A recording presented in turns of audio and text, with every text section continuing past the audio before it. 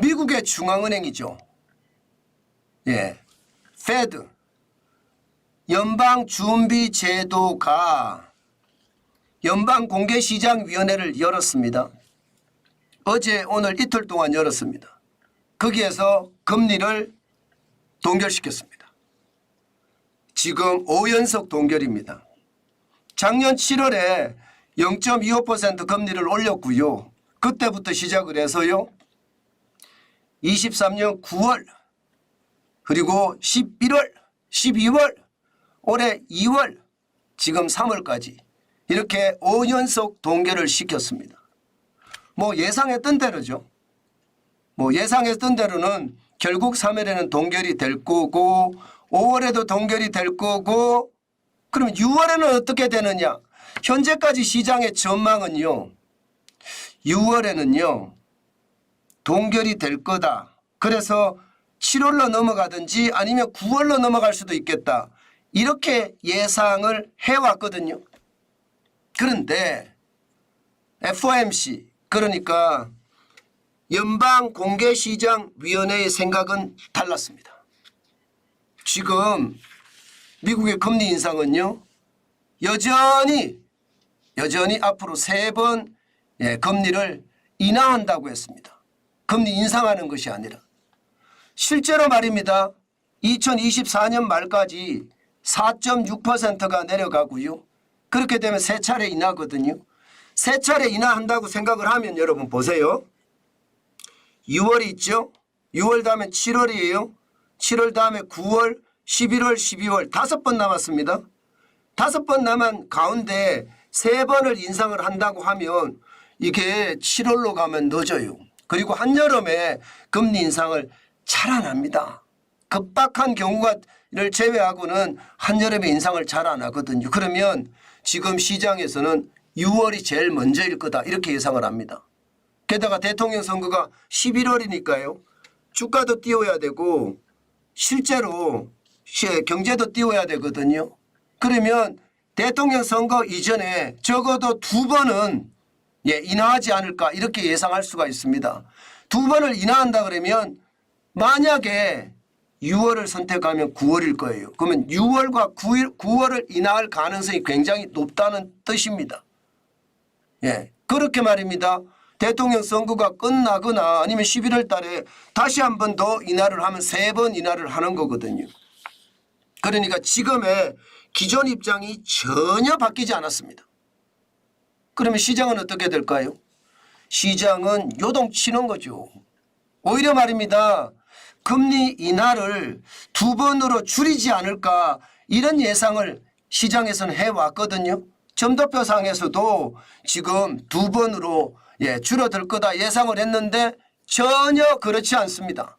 그러니까 시장은 난리가 났어요. 당장 말입니다. S&P 500 지수는 또 사상 최고치를 기록을 했습니다.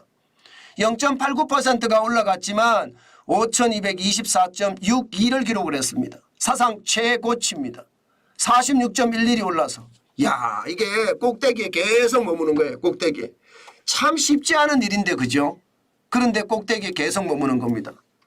뭐가 이런 주식시장이 있나 이렇게 이야기할 정도로 이거 장난 아니었습니다.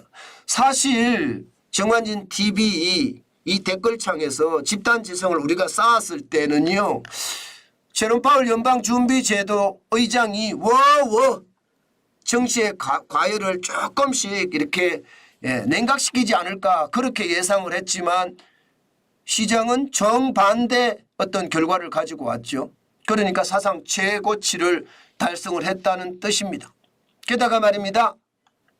나스닥도 1.25%가 올라갔어요. 202.62가 올라갔고요. 16,369.41로 마감됐습니다. 시장 그래프를 보면 알겠지만요. 시장은요. 살얼음판 같이 올라갔다 내려갔다 올라갔다 내려갔다 반복을 하다가 연방공개시장위원회 결정이 나오니까 펑 하고 튀었습니다. 그죠? 1.25%가 올라갔으니까요. 계속 지금 올라가고 있는 중이거든요.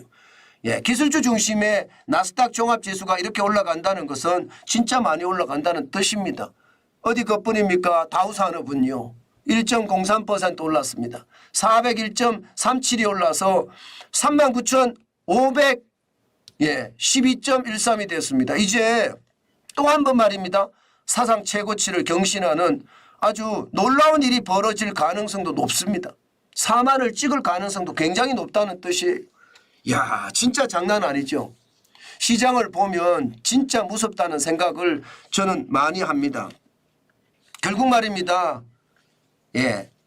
제롬 파월 연방준비제도 의장의 어떤 한마디가 시장에는요 강력한 엔진이 되어서 주가가 확 올라가는 그런 결과를 가져왔다.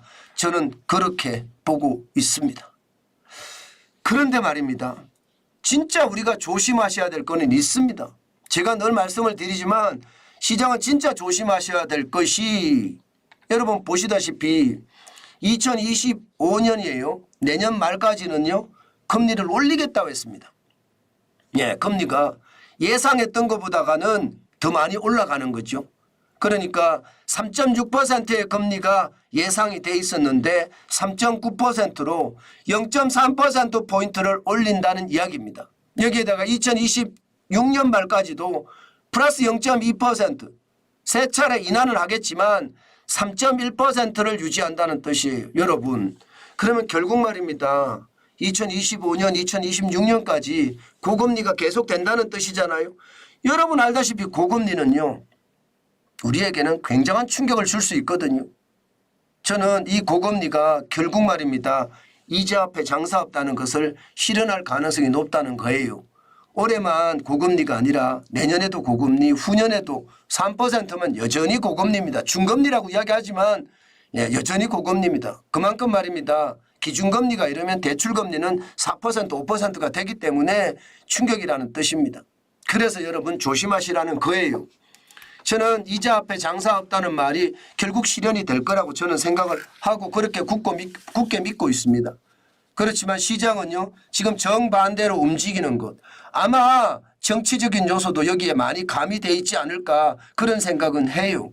실질적으로 미국의 대선이 11월 달에 있잖아요.